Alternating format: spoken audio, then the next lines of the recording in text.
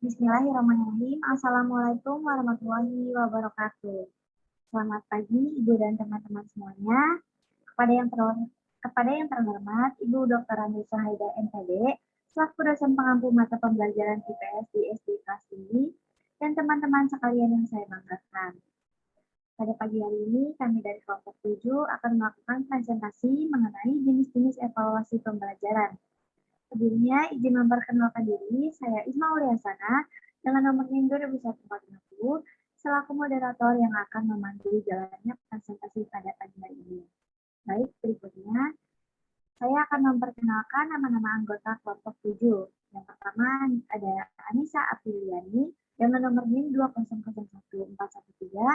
Yang kedua yaitu ada saya sendiri, Isma Uliasana 2001450. Yang ketiga ada Neneng Dwi Fauzia dengan nomor NIM 2009352. Dan yang terakhir ada Sarah Salsabila dengan nomor NIM 2005059. Baik, mungkin saja langsung ke materi pertama yang akan disampaikan oleh Sarah. Kepada Sarah dipersilahkan. Terima kasih moderator telah memberi kesempatan kepada saya untuk memaparkan materi. Di sini saya akan memaparkan materi mengenai jenis-jenis evaluasi dilihat dari bentuk jawaban peserta didik. Nah, jenis evaluasi yang dilihat dari bentuk jawaban peserta didik ini dibagi menjadi tiga bagian. Yang pertama yaitu tes tertulis, yang kedua tes lisan, dan yang ketiga ada tes perbuatan. Untuk tes tertulis sendiri ini dibagi menjadi dua jenis. Yang pertama itu ada tes subjektif. Nah, tes subjektif ini pada umumnya berbentuk esai atau uraian.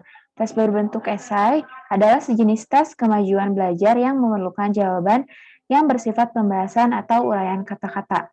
Ciri-ciri pertanyaannya didahului dengan kata-kata seperti uraikan, jelaskan, mengapa, bagaimana, bandingkan, simpulkan, dan sebagainya.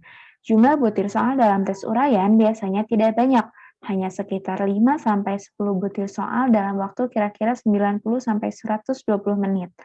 Soal-soal bentuk uraian ini menuntut kemampuan peserta didik untuk dapat mengorganisir, menginterpretasi, menghubungkan pengertian-pengertian yang dimilikinya. Secara singkat dapat dikatakan bahwa tes uraian ini menuntut peserta didik untuk dapat mengingat-ingat dan mengenal kembali dan terutama harus mempunyai daya kreativitas yang tinggi.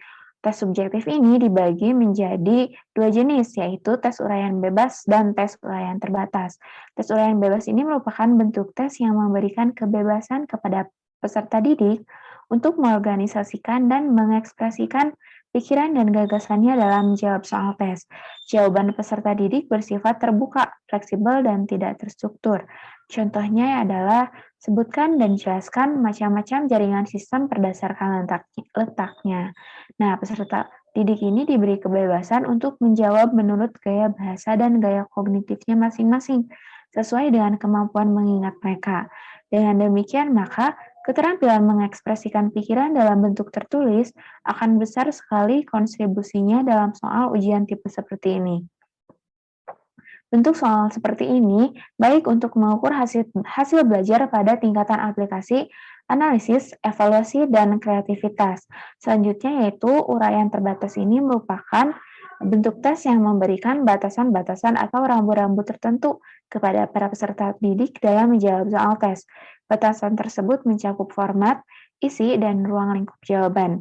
Nah, walaupun kalimat jawaban peserta didik beraneka ragam, tetap harus ada pokok-pokok penting yang terdapat dalam sistematika jawabannya, sesuai dengan batas-batas yang ditentukan dan dikehendaki dalam soalnya. Ada beberapa ragam tes uraian terbatas, antara lain yaitu ragam tes melengkapi dan tes jawaban singkat. Tes tipe jawaban melengkapi yaitu butir soal yang memerintahkan kepada peserta tes untuk melengkapi kalimat dengan suatu frasa, angka, atau suatu formula. Dan tipe jawaban singkat yaitu bentuk soal yang berbentuk pertanyaan yang dapat dijawab dengan satu kata, satu frase, satu angka, dan satu formula. Contoh uraian terbatas ini adalah apa yang Anda ketahui tentang fotosintesis? Jelaskan. Nah, tes tertulis kedua yaitu tes objektif. Tes objektif yaitu bentuk tes yang mengandung kemungkinan jawaban atau respon yang harus dipilih oleh peserta didik. Jadi, kemungkinan jawaban atau respon adalah disediakan oleh penyusun butir soal. Tes objektif juga sering disebut tes dikotomi karena jawabannya antara benar atau salah dan skornya antara 1 dan 0. Disebutkan objektif karena penilaiannya objektif. Siapapun yang mengoreksi tes objektif, hasilnya akan sama karena kunci jawabannya sudah jelas dan pasti. Jenis tes objektif yang pertama adalah tes benar salah. Tes benar salah ini adalah tes yang butir soalnya terdiri dari pernyataan yang disertai dengan alternatif atau pernyataan yang benar dan salah. Kelebihan tes benar salah adalah yang pertama, dapat mewakili pokok bahasan atau materi pelajaran yang lebih luas. Yang kedua, mudah penyusunannya. Yang ketiga, mudah diskor atau mudah dinilai.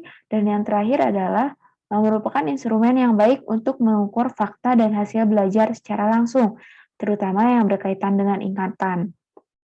Sedangkan kekurangan tes benar salah, yang pertama yaitu hanya dapat mengungkapkan daya ingat dan penghafalan kembali. Dan yang kedua ada mendorong peserta tes untuk menebak jawabannya. Nah, contoh tes benar salah ini diantaranya adalah contoh soal pertama. Presiden pertama Republik Indonesia adalah Insinyur Soekarno. Peserta didik atau peserta tes dapat memberi tanda centang pada kolom benar atau kolom salah. Begitupun dengan soal-soal selanjutnya. Terima kasih, moderator.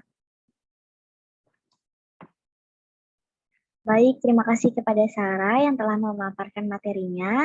Selanjutnya akan ada materi pilihan ganda yang akan dijelaskan oleh Neneng. Kepada Neneng dipersilahkan. Baik, terima kasih moderator. Saya Neneng Dwi Fauziah akan menjelaskan mengenai tes objektif bagian poin ke B, yaitu pada pilihan ganda. Pilihan ganda yaitu adalah tes di mana setiap butir soalnya memiliki jumlah alternatif jawaban lebih dari 1. Jumlah alternatif jawaban berkisar antara 2 sampai 5. Setiap tes pilihan ganda terdiri dari 2 bagian, yaitu pernyataan atau disebut juga STEM, alternatif pilihan jawaban atau disebut juga option. Nah, selanjutnya ini terdapat beberapa variasi atau modifikasi pilihan ganda. Di antaranya itu ada analisis hubungan antara hal, yang kedua ada analisis kasus, yang ketiga ada asosiasi, yang keempat ada diagram, grafik, tabel, dan sebagainya, dan yang terakhir ada jawaban singkat dan melengkapi. Selanjutnya ini ada pilihan ganda analisis hubungan antar hal, di mana terdiri dari 2 pernyataan yang dihubungkan oleh kata sebab. Jadi, kemungkinan hubungan antar kedua hal atau pernyataan tersebut yaitu ada hubungan sebab akibat atau tidak ada hubungan sebab akibat. Nah, untuk contoh soalnya bisa dilihat atau bisa disimak, yaitu pada soal penjualan bebas miras oplosan menewaskan banyak masyarakat yang mengkonsumsinya. Nah, pilihan jawabannya itu ada poin A, pernyataan benar, alasan salah. B, pernyataan salah, alasan benar. C, pernyataan benar, alasan salah.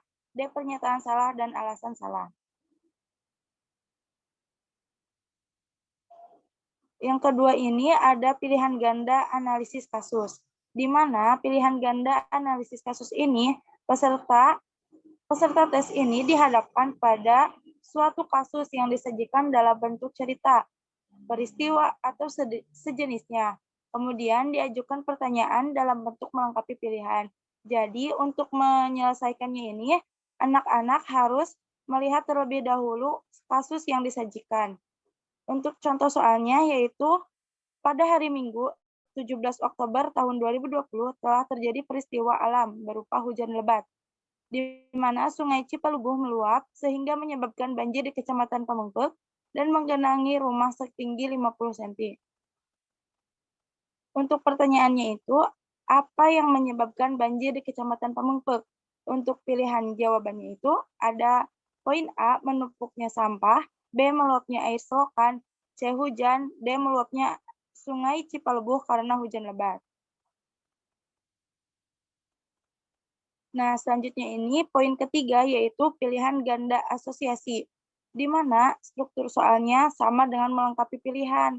Namun perbedaannya adalah jika pada melengkapi pilihan hanya ada satu jawaban yang paling benar atau paling benar. Tapi pada melengkapi berganda justru jawabannya ini yaitu bisa 2, 3, 4, dan seterusnya. Untuk contohnya yaitu pilihan ganda asosiasi bisa dilihat atau disimak. Yang poin pertama, meminjamkan peralatan tulis ketika ia lupa membawa ke sekolah. Poin kedua, menertawakan teman saat terjatuh. Poin ketiga, membantu teman memahami pelajaran yang belum ia pahami. Poin keempat, membantu teman yang membutuhkan pertolongan seperti ketika ia terjatuh. Untuk pertanyaannya, yaitu dari pertanyaan di atas, manakah perilaku yang menunjukkan sikap baik kepada teman? Nah, pilihan jawabannya ini ada A. Jika 1 dan 4 benar, B. Jika 1, 3, dan 4 yang benar, C. Jika 1, 2, dan 4 yang benar, D. Jika semuanya benar. Terima kasih. Selanjutnya saya serahkan kepada moderator. Oke, baik. Terima kasih kepada Nenek yang telah menyampaikan materinya. Selanjutnya akan disampaikan oleh Anissa. Kepada Anissa, dipersilahkan. Baik, terima kasih moderator. Baik, selanjutnya yaitu 4 pilihan ganda dengan diagram, grafik, tabel, dan sebagainya. Bentuk soal ini mirip dengan analisis kasus, baik struktur maupun pola pertanyaannya. Bedanya dalam tes bentuk ini tidak disajikan kasus dalam bentuk cerita atau peristiwa, tetapi dalam diagram, gambar, grafik, maupun tabel. Contoh pilihan ganda dengan diagram, grafik, tabel, dan sebagainya. Kita dapat melihat di sini ada harga tabung gas tahun 2021, bulan Januari, Februari, Maret, April, dengan harga yang bervariatif. Nah, pertanyaannya, berapakah harga gas pada bulan Maret? Option A, 15.000, B, 19.000, C, 16.000, dan D, 20.000. Selanjutnya yaitu ada jawaban singkat dan melengkapi. Tes ini masing-masing menghendaki jawaban dan dengan kalimat dan atau angka yang hanya dapat dinilai benar atau salah. Di jawaban singkat dan melengkapi ini terdapat kelebihan dan kekurangan. Kelebihannya itu sangat baik untuk menilai kemampuan peserta didik berkenaan dengan fakta. Yang kedua, relatif mudah disusun. Yang ketiga, menuntut peserta didik untuk mengemukakan pendapat dengan singkat. Dan untuk kelemahannya, hanya berkenaan dengan kemampuan mengingat saja dan dibutuhkan waktu yang lama dalam mengoreksi. Untuk contoh soalnya, dapat kita lihat di dalam PowerPoint ada foto dengan soal siapa nama tokoh di atas atau di samping. Poin A, Muhammad Hatta. Poin B, Insinyur Soekarno. C, Imam Bonjol. Dan D, B.J. Habibie. Untuk contoh yang kedua, 4 musim yang terjadi di daerah Sedang adalah titik-titik, titik-titik, dan titik-titik.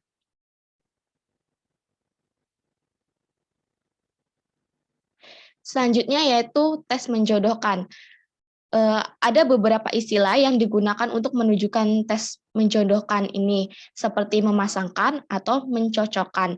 Butir soal menjodohkan ditulis dalam 2 kelompok, yaitu pernyataan atau sistem dan kelompok jawaban. Di tes menjodohkan juga ada kelebihan dan kelemahannya. Untuk kelebihannya, baik untuk menguji hasil yang berhubungan dengan pengetahuan, istilah, definisi, dan peristiwa. Yang kedua, dapat menguji kemampuan menghubungkan 2 hal yang berhubungan. Yang ketiga, mudah dalam penyusunan. Untuk kelemahannya tersendiri, yaitu yang pertama, ada kecenderungan untuk menekan ingatan saja, dan yang kedua, kurang baik untuk menilai pengertian atau tafsiran. Nah, di sini ada contohnya juga. Untuk contoh tes menjodohkan yaitu kita dapat lihat yang pertama yaitu ada yang termasuk makanan pokok, sumber daya alam, mata uang negara Indonesia, ibu kota negara Inggris, energi yang dibutuhkan tubuh manusia. Dan di sampingnya itu ada air, London, beras, jagung, matahari, tumbuhan tanah, dan rupiah. Nah, peserta didik dapat menjodohkan mana yang tepat seperti itu. Selanjutnya yaitu tes lisan. Tes lisan ini adalah tes yang menuntut jawaban dari peserta didik dalam bentuk lisan. Peserta didik akan mengucapkan jawaban dengan kata-katanya sendiri sesuai dengan pernyataan atau perintah yang diberikan. Nah, untuk tes lisan ini juga ada kelebihan dan kelemahannya. Untuk kelebihannya dapat mengetahui langsung kemampuan peserta didik dalam mengemukakan pendapatnya secara lisan. Yang kedua, tidak perlu menyusun soal-soal secara terurai, tetapi cukup mencatat pokok-pokok permasalahannya saja. Yang ketiga, kemungkinan peserta didik akan menerka jawaban dan spekulasi dapat dihindari. Dan selanjutnya itu ada kelemahannya. Kelemahannya yang pertama ada membutuhkan waktu yang cukup lama dan seringnya muncul unsur subjektif. Selanjutnya yaitu ada tes perbuatan. Tes perbuatan atau tes praktik adalah tes yang menurut jawaban peserta didik dalam bentuk perilaku, tindakan, atau perbuatan. Signis tahun 1994 mengemukakan tes tindakan adalah suatu bentuk tes yang peserta didiknya diminta untuk melakukan kegiatan khusus di bawah pengawasan penguji yang akan mengobservasi penampilannya dan membuat keputusan tentang kualitas hasil belajar yang didemonstrasikan. Misalnya, untuk melihat bagaimana cara menggunakan komputer dengan baik dan benar, guru harus menyuruh peserta didik untuk mempraktikkan atau mendemonstrasikan penggunaan komputer yang sesungguhnya sesuai dengan prosedur yang baik dan benar. Sebagaimana jenis tes lain, tes tindakan mempunyai kelebihan dan kekurangannya, diantaranya sebagai berikut. Yang pertama yaitu ada kelebihannya. Yang pertama ada tes tindakan adalah satu-satunya teknik tes yang dapat digunakan untuk mengetahui hasil belajar dalam bidang keterampilan. Yang kedua, sangat baik digunakan untuk mencocokkan antara pengetahuan teori dengan keterampilan praktik.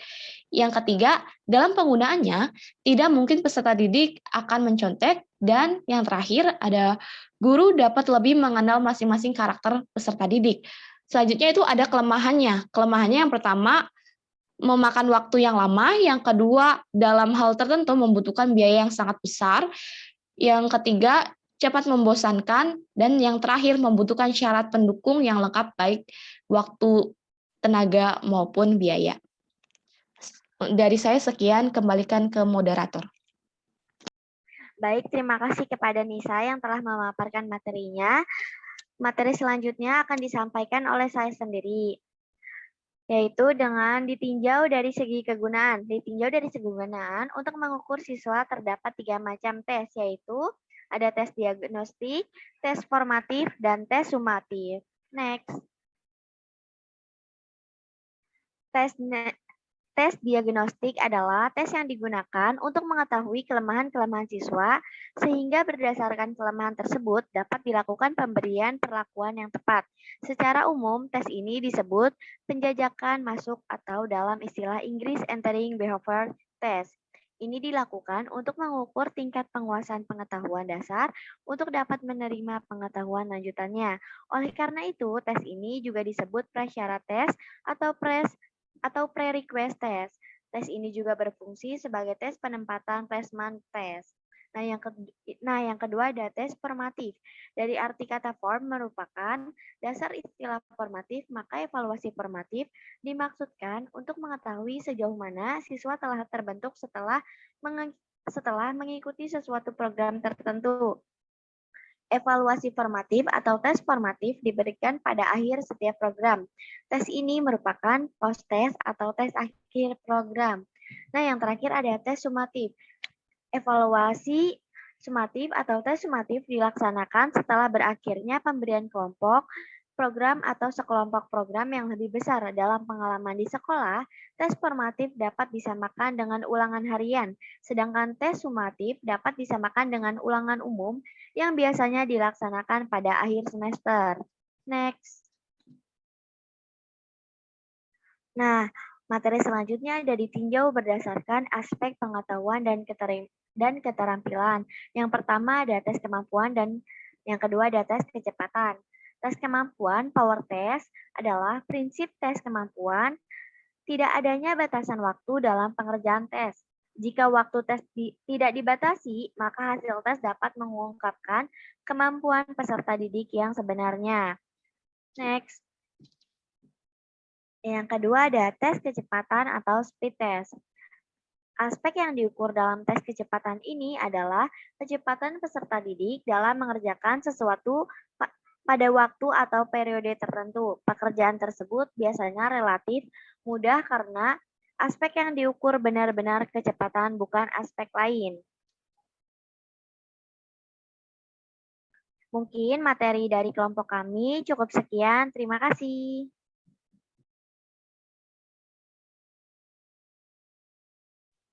Udah ya? Udah ya? Iya, udah kan? Oke. Aku stop ya. Banyak yang tipu gimana tuh? Aku nggak kuat ketawanya banyak yang